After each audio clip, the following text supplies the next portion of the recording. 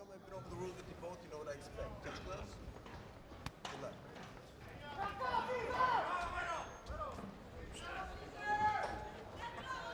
Stop. You ready? Mark, you ready? Ready? Ready?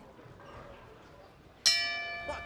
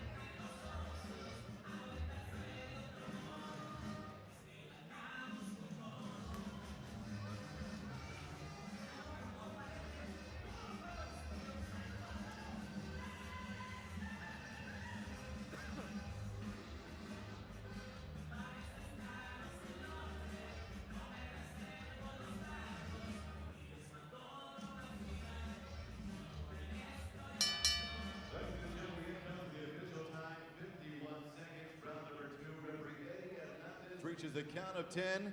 Your winner by way of knockout victory, his 4th consecutive knockout win and 4th professional victory from Palmdale, California, Cesar Omar Diaz.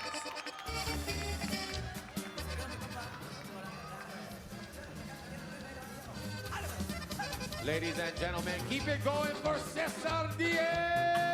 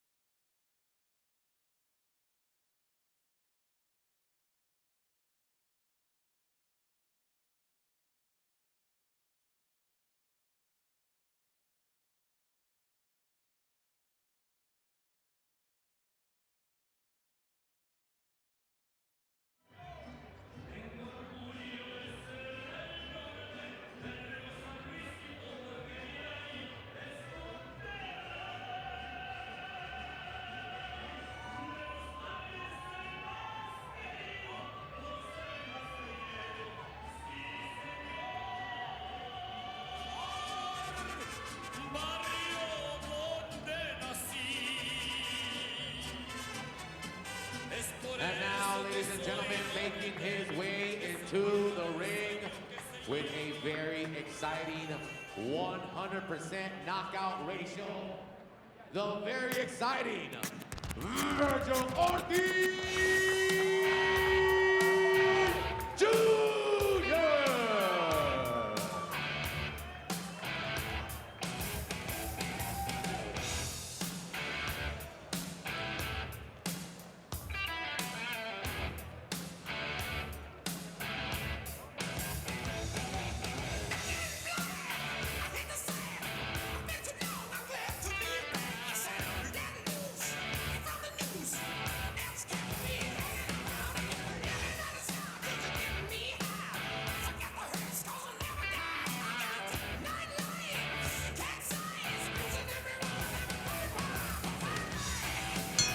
All right, ladies and gentlemen, we are set to go with our next bout tonight. 4 rounds, this in the super lightweight division.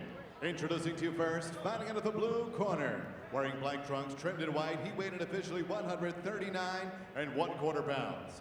In 8 professional bouts, his record stands at 5 victories, 3 defeats, 2 wins coming by way of knockout. Del Distrito Federal, Mexico, here is Israel Villela.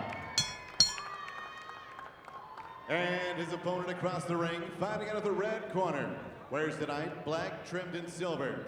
He weighed in 139 1/2 pounds and in 3 professional bouts, stands perfect with 3 victories, no defeats, all 3 wins by way of knockout. From Dallas, Texas, here is the undefeated Berchelt Ortiz Jr. And your referee in charge of the action is Ray Corona.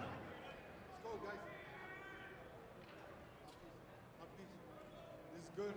This is good. Touch gloves if you want. God bless.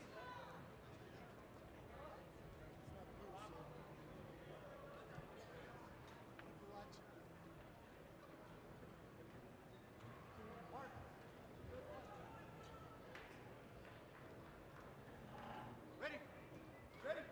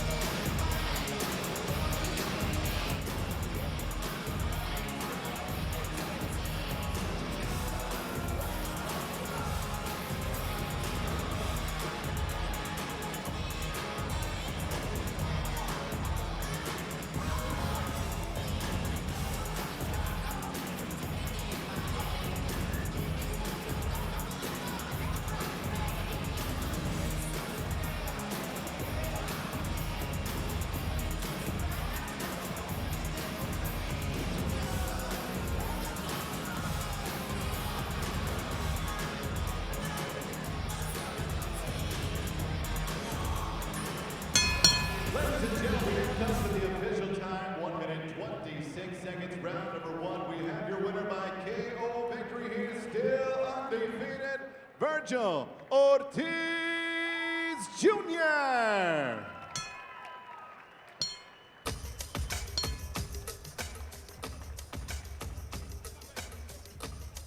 Fantasy Springs, Indio, keep it going right now for knockout artist, 100% and still going, Virgil Ortiz Jr.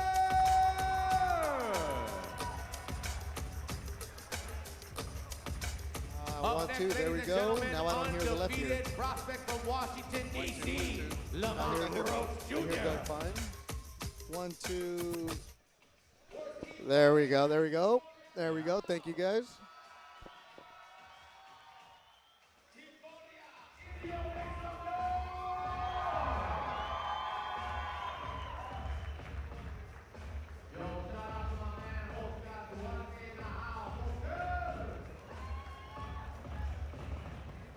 Okay.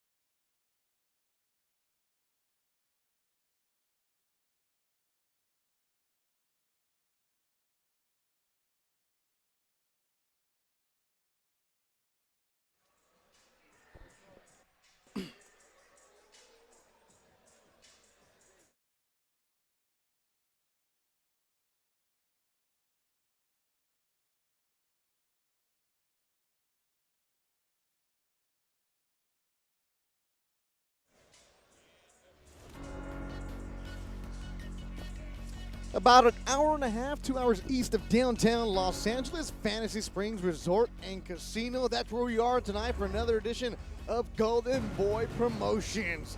Exciting fights coming your way from the Coachella Valley. Inside the Special Event Center at the Fantasy Springs Resort and Casino, first fight coming your way, super featherweight division from the District, Washington, D.C.'s own undefeated fighter, Lamont Roach Jr. takes on veteran Mexican Alex Valdez. 8 rounds, that's with the WBC youth belt on the line. And then after that, 18-year-old Luis Cordia, he's still in high school, packs a big punch, 2-0 with 2 KOs. Takes on rugged Mexican Gerardo Molina. 4 rounds in the featherweight division. And that's all working towards the main event tonight on HBO. WBC belt on the line. El Bandido Francisco Vargas takes on fellow Mexican Miguel Berchelt, who's only got 1 loss on his record, and he's coming for the upset. That's the main event in Indio, California. Alongside the editor of RingTV.com and one of the best boxing scribes out there, Doug Fisher, I'm Bethel Duran. Thank you for joining us this afternoon or evening, wherever you might be watching, whether you're in the district, whether you're in LA, whether you're driving around Southern California. Fighters are getting ready to make their way. We've already had 2 Golden Boy fighters with impressive knockouts. Cesar Diaz from Palmdale, California. He is now 4-0 with 4 KOs. He got a second-round stoppage over veteran Joel Cano.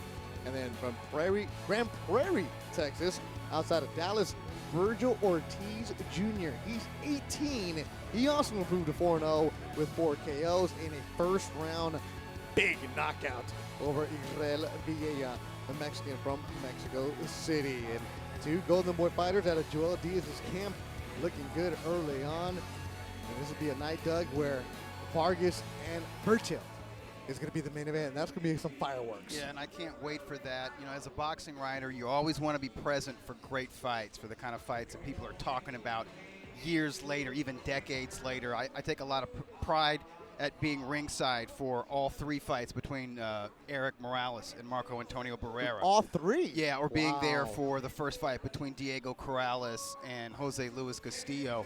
And, of course, Vargas is the kind of fighter who makes for those type of fights. His last 2 fights were hands down fight of the year, and these are the kind of fights. His war with Takashi Miura, who's in tonight's co-feature, against Mickey Roman, and against Orlando Salido, who I'm told is here tonight. These are the kind of fights that people don't just talk about the year they happen. They talk about them for years to come.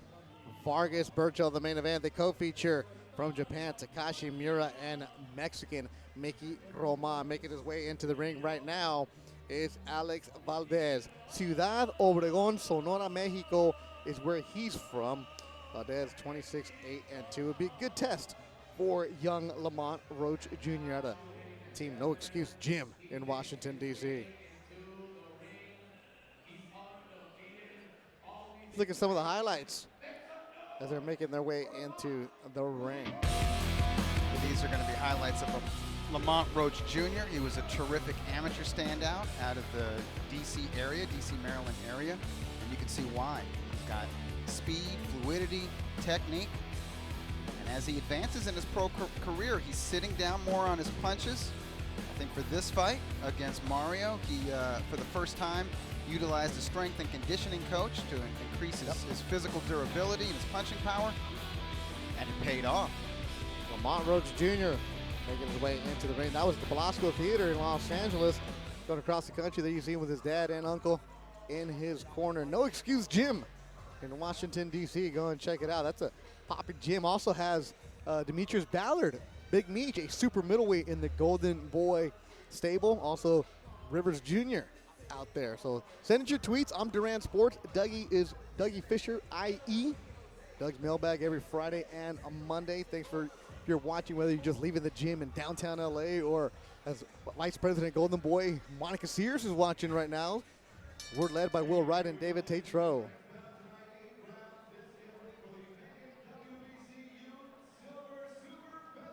Championship.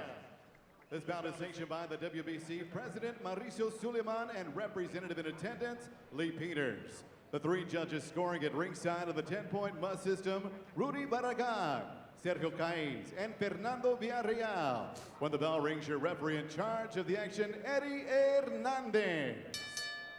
And here we go, fight fans, introducing to you first, fighting out of the blue corner. Wearing red trunks, he weighed in officially 132 1/2 pounds. This veteran has 26 victories, including 20 knockouts, 8 defeats, and 2 draws. Desde la Ciudad Obregón, Sonora, México, presentando Alex Valdez.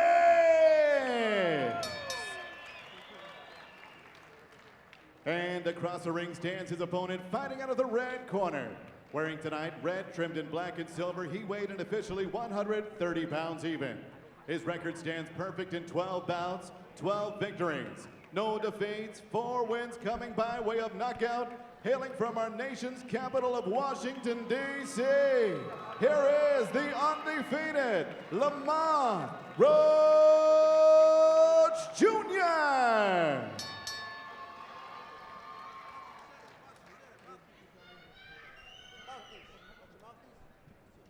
All right, gentlemen, I've been over the rules with you both. You're both professionals. I expect you to conduct yourself as such. Touch gloves. Good luck. Eddie Hernandez, the third man in the ring. We're ready to go. 8 rounds with a vacant WBC Youth Super Featherweight title on the line. Lamont Roach Jr., look at him, Dougie. Yeah, obviously the glaring statistic here, the tail of the tape, is the age at age 21. Lamont Roach Jr., definitely the younger fighter.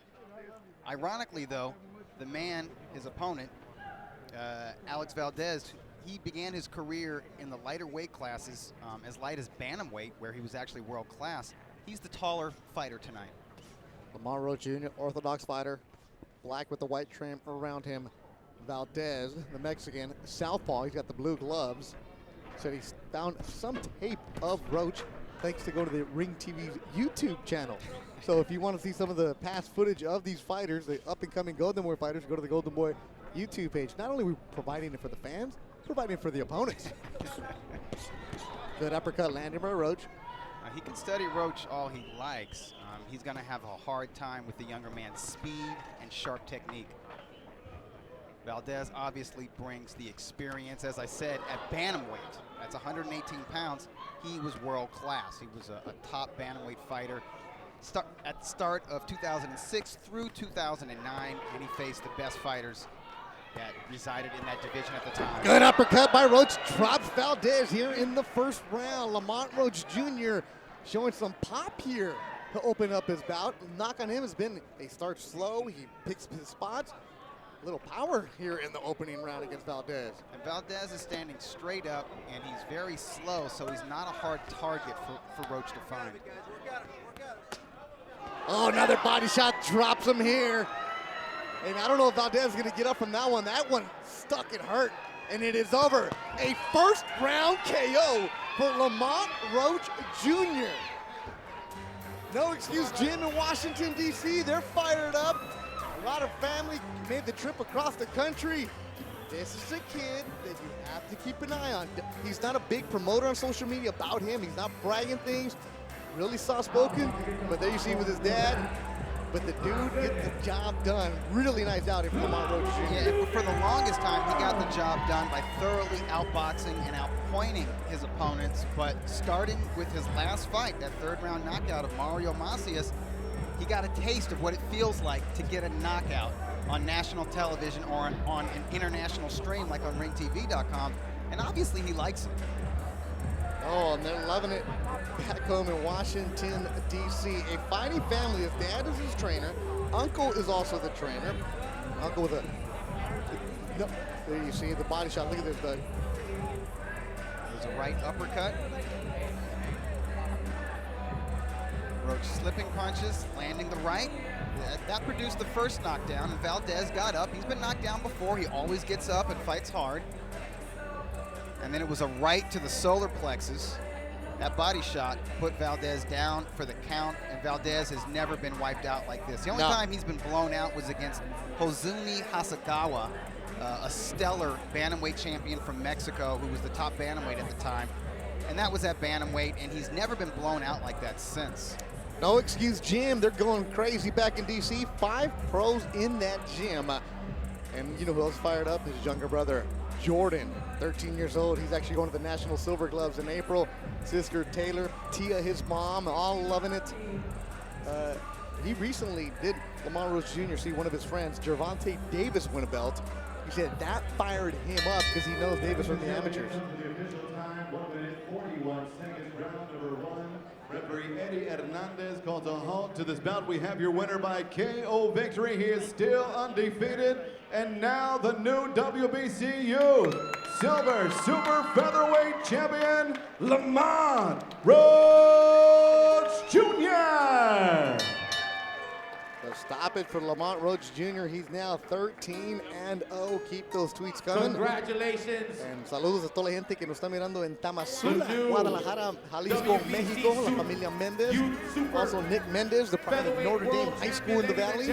Just saw Lamont Rhodes Jr. look good here in the opening round.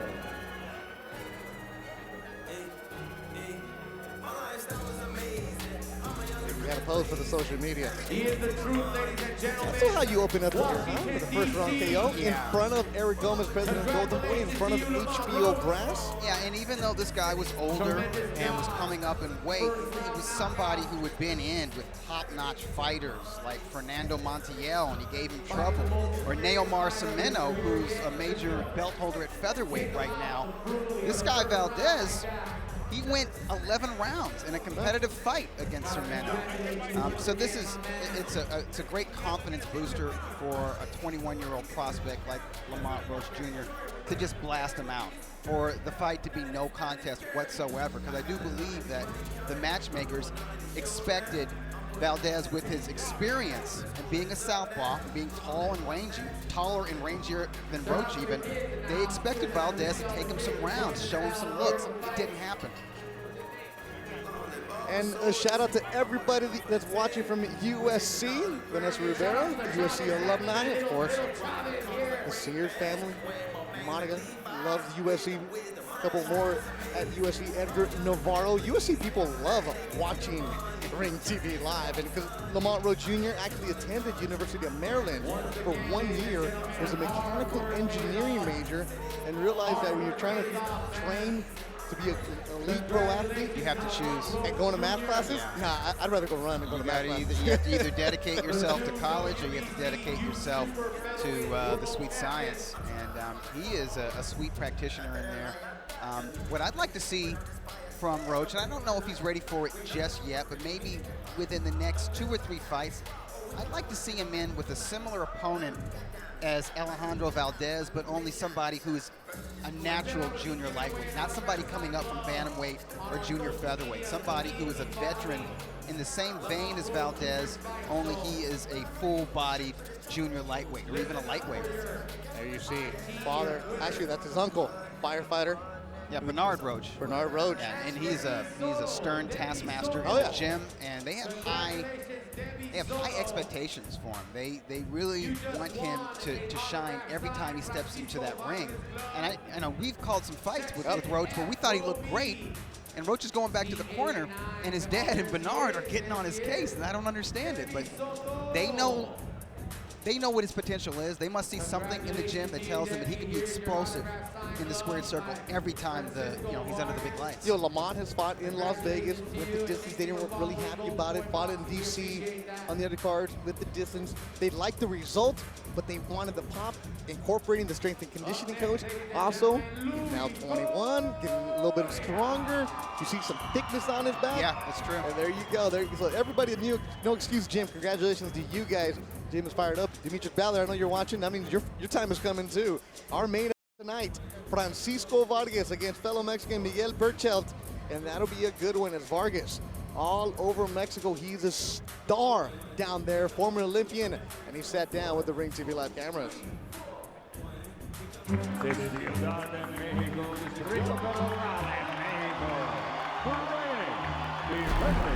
WBC Super Featherweight Champion of the World, Francisco El Bambino Vargas.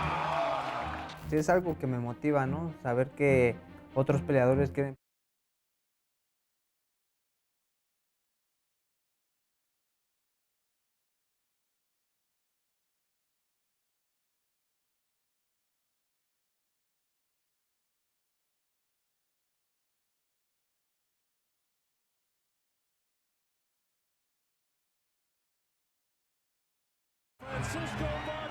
siempre que voy a pelear, pues subo con la mente de ganar y es lo único que tengo en la cabeza. Así, aunque me estén pegando o vaya perdiendo, no sea, yo no dejo de competir, yo siempre quiero buscar ganar. Vargas.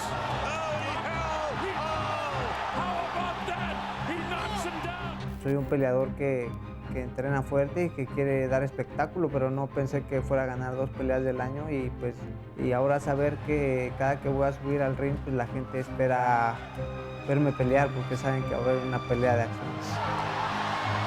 Vargas letting his hands go a bit here in the second round. Uppercut nicely landed by Bandido. Beautiful technique from Vargas. Javier es un peleador muy resistente, que aguanta mucho y que piensas que ya lo tienes, regresa, ¿no? Regresa y está ahí. Es un peleador que igual no se da por vencido y tira muchos golpes. Y pues creo que está bien la decisión y a ver si hay una pelea de desempate.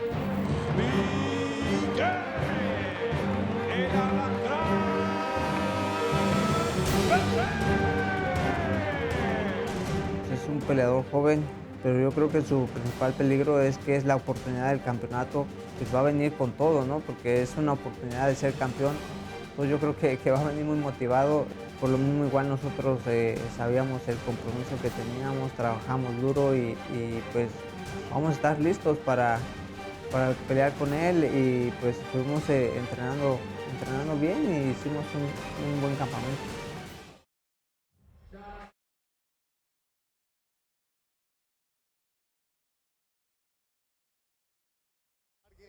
Berchelt, the main event tonight, with the WBC Super Featherweight belt on the line. Before that, the co-main, Takashi Miura, a rugged veteran from Ciudad Juarez, Mickey Roman, and Miura Vargas.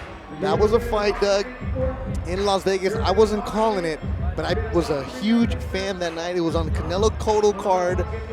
I was standing in the back with Nick Mendez, Monica Sears, and a lot of the other Golden Boy staff. We're watching this as it's developing. You're like, oh, there's something here. The first couple rounds, okay. All of a sudden, you felt the emotion in the building. You're like, okay. And then Vargas with the big victory. That was a fight where like, oh, we still have Canelo to go. But it stole the thunder, a lot of people's fight of the year in 2015. Yeah, it's a real fans fight. And if you were on press row, as I was, it made you forget that you're a professional, that you're a writer, that you're there to cover this. And you stand up and you cheer when the end result happened because it happened out of nowhere. It looked like Miura had taken over the fight.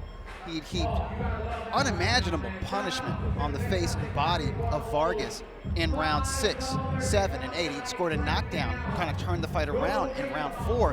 And then all of a sudden, with his back against the wall, with his eye totally closed, terrible cut, you're thinking they got to stop it soon. And Vargas comes back and he stops the Japanese defending title holder. These are the kind of special moments that only happen in boxing. And that was a fight where, you don't, I'm not going to cuss here, but there's some DFUs around. Everything else going around. Well, that's how you know you just saw something special. Like I said earlier, I was there for all 3 fights between Morales and Barrera. I was there. I was ringside for Corrales Castillo 1. I was there for the rubber match between Israel Vasquez and Rafael Marquez. And these are the kind of fights where when it's done and you're a deadline writer, you don't even know where to start. You just sit there and you stare at that ring and you stare at your computer screen. You're like, how can I do this justice with mere words? You can't. The only way you can express yourself is with, oh, ooh, ah, and you curse a little bit. Hey, that's my tagline, my ooh, ah. Howard Cosell had the big famous lines. No, I'm simple. I'm ooh, ah, that's what I do. And that's what you were doing that entire fight. That means you're a real fight fan. And you're just seeing these highlights as this fight warms up, as Miura is finding a home for that sledgehammer left. He's a southpaw.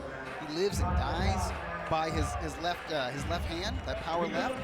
And Vargas he's a boxer. He's a technician, but he's aggressive. And Beto, you have great fighters, and you have fighters who make for great fights. Man, that's right. He went down hard in that 4th round. And look at that terrible cut under the eye. Now, obviously, great fighters, they're sensational all around. They're awesome talents, and they have great skills. But fighters who make for great fights, they're great offensively, and then they're flawed elsewhere.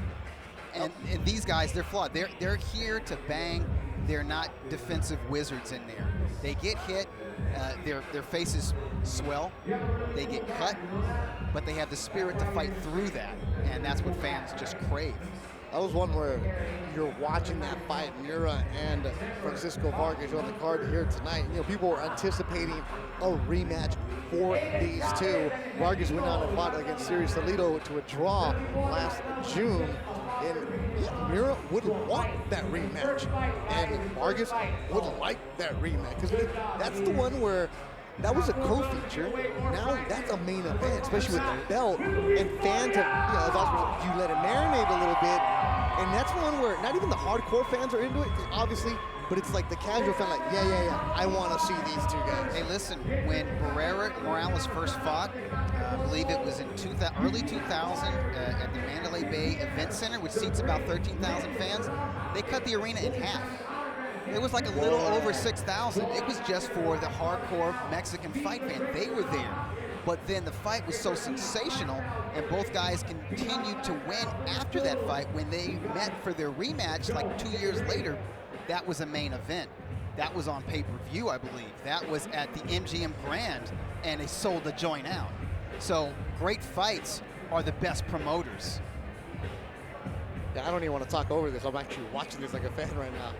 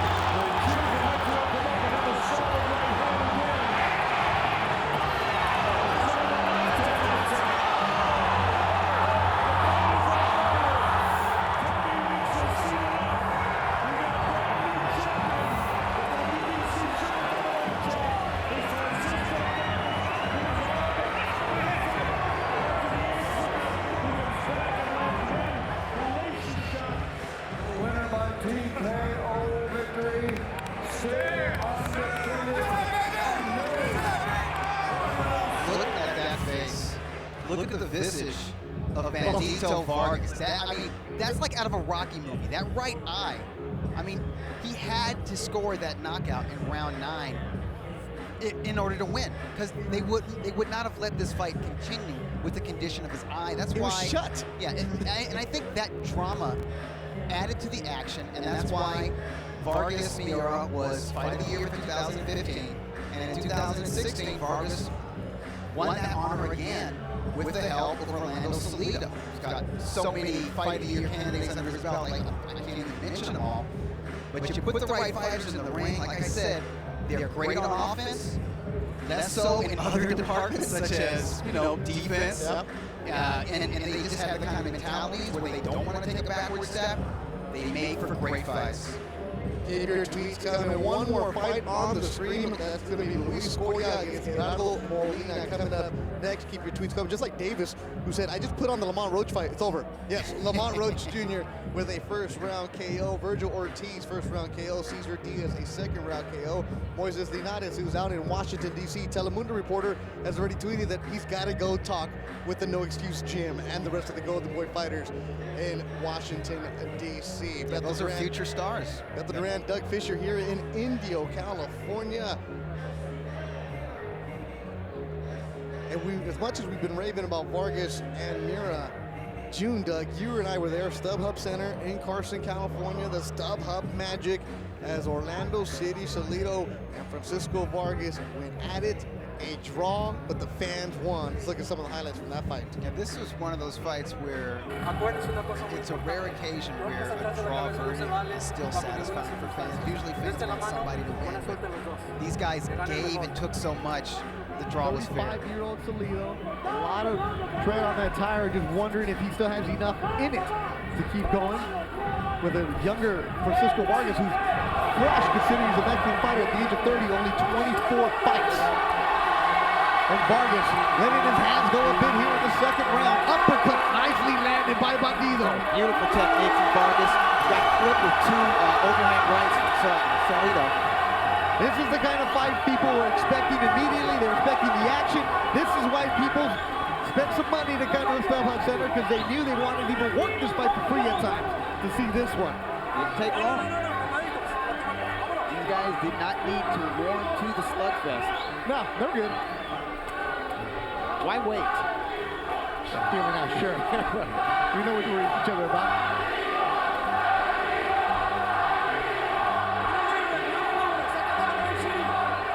I think it's good that Vargas is able to back Salido to the ropes. If Salido's coming forward, that's when he's most dangerous. Good right landed by Vargas. He's in the black trunks.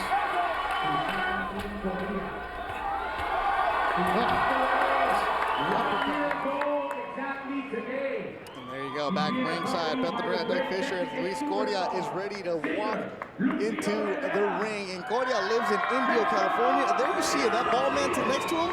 That is Lupillo Rivera, regional singer in Mexico, really popular. He is walking in with Cordia for his third professional fight, as Cordia is walking into El Moreno, sang by Lupillo Rivera. There you see the Diaz brothers, Joel and Toño. Joel is the manager, Toño is the trainer for Cordia. Art walking in with Golden Boy, and then also Cordia from Coachella Valley, used to live in Riverside. The dad would drive him the 2 hours to work with the Diaz brothers, and said, forget it, there's something in this kid. We're gonna move the move, and here he is now. He's 18 years old. On Monday, he goes back to school.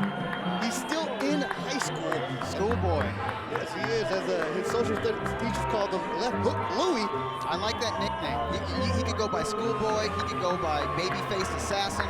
But Left Hook Louie, I like that too. It's got a ring to it. It's catchy. Luis Cordia sold over 400 tickets for this fight. And Doug, as I've told the story about Luis Cordia, his family in Michoacan, they have a viewing party on the rancho, where by viewing party it means one of the cousins is charging the little kids 5 pesos because they set up a big outdoor venue on the ranch to check it out. A few hundred people are down there watching the fight tonight.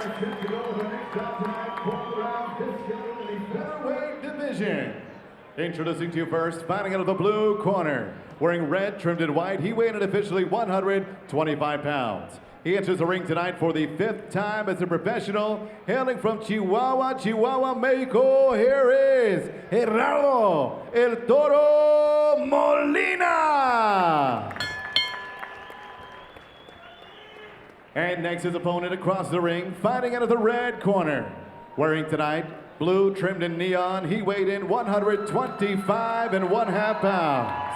In 2 professional bouts, he stands perfect with 2 victories, no defeats, both wins coming by way of knockout. Here is the fighting pride of Indio, California, the undefeated Luis Cordia.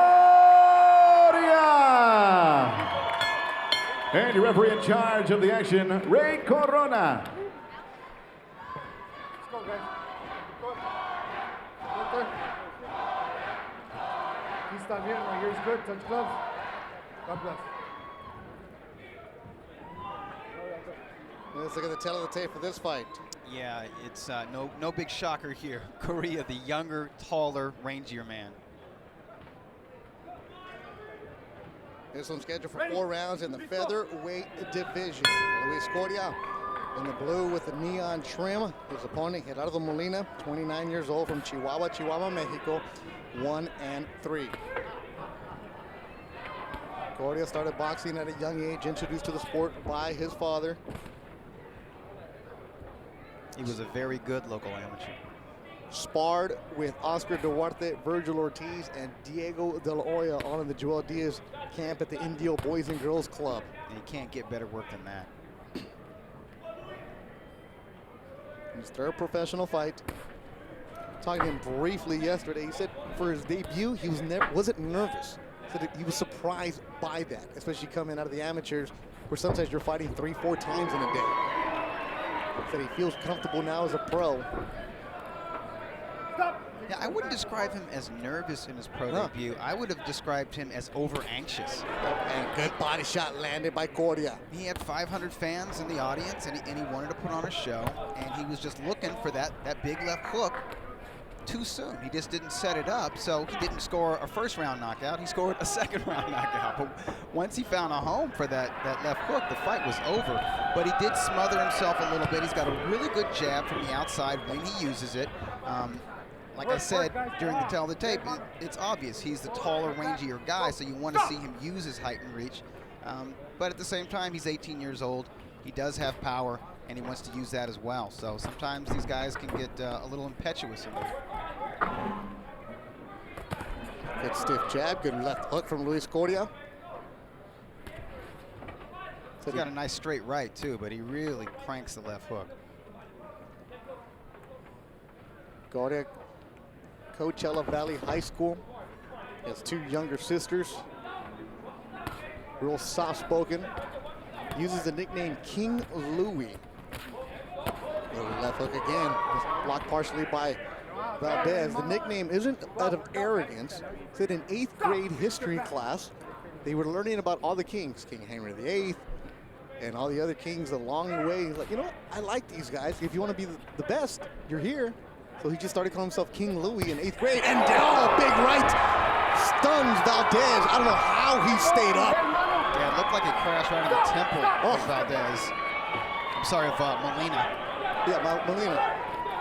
It was so good, we don't even know who it is. And here he is, letting his hands go a bit, is King Louis Cordia. Well, whoever he is, Molina's in trouble right now. He's fighting back, but he's also leaving himself open for these bombs from left hook Louis. Oh, and he hits him right into the pillar, and it is over. It's done. A first-round KO for King Louis Cordia.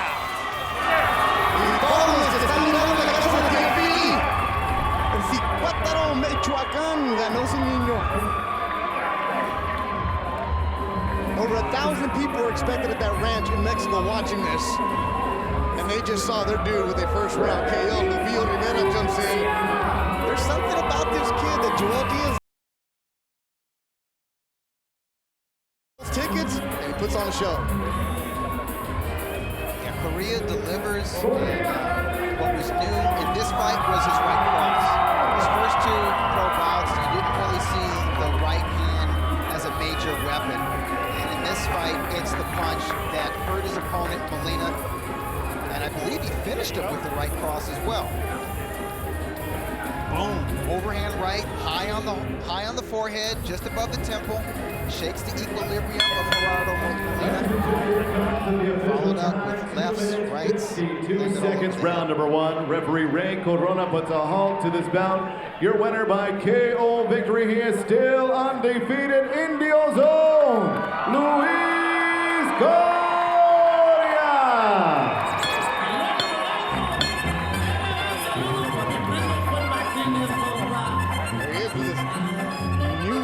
Fan, Lupillo Rivera. Lupillo's taking the gloves. Hey, why not? You go make the drive. You see this kid taking the gloves.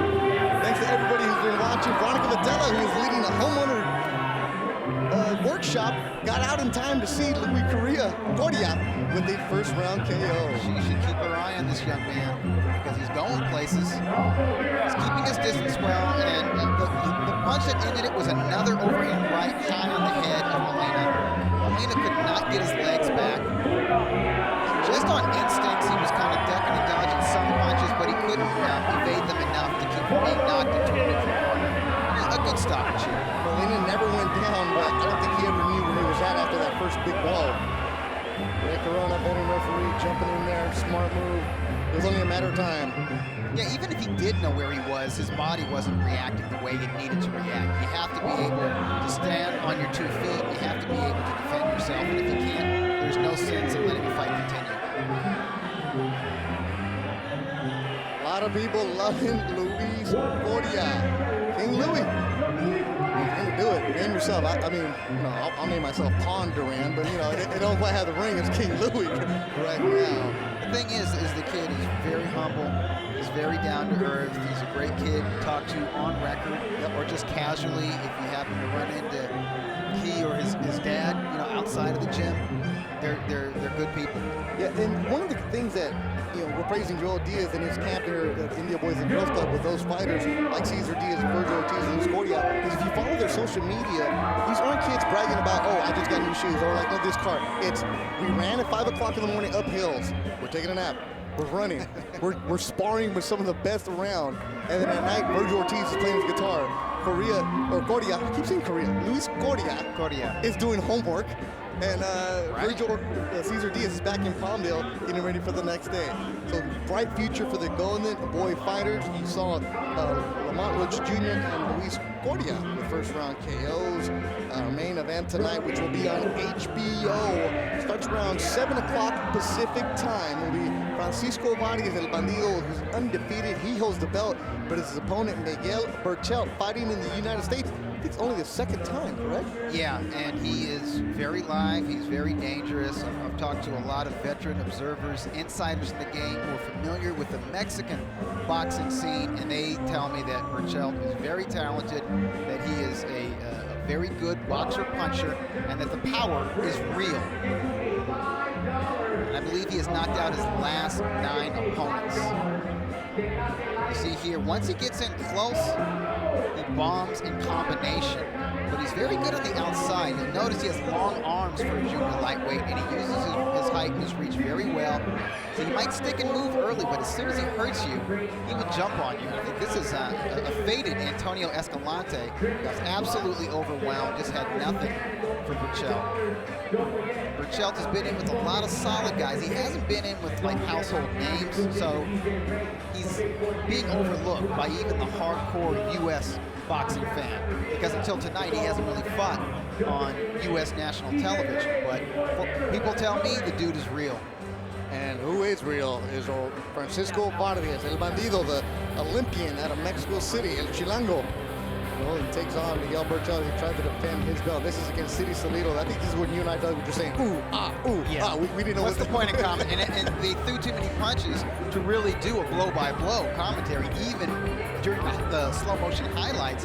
But as you said, Vargas is real. He's really the real deal Holyfield. He is as battle-tested as a fighter can be, but at some point, battle-tested becomes battle-worn. And that'll be coming up later on tonight, the main event. It starts around 7 o'clock Pacific time on HBO with Takashi Miura, Mickey Roman. Then the main event, Francisco Vargas, Miguel Berchelt. For Will Wright, David Tetro, Scott Tetro, and my partner Doug Fisher, Beth Duran saying good night from Indio, California.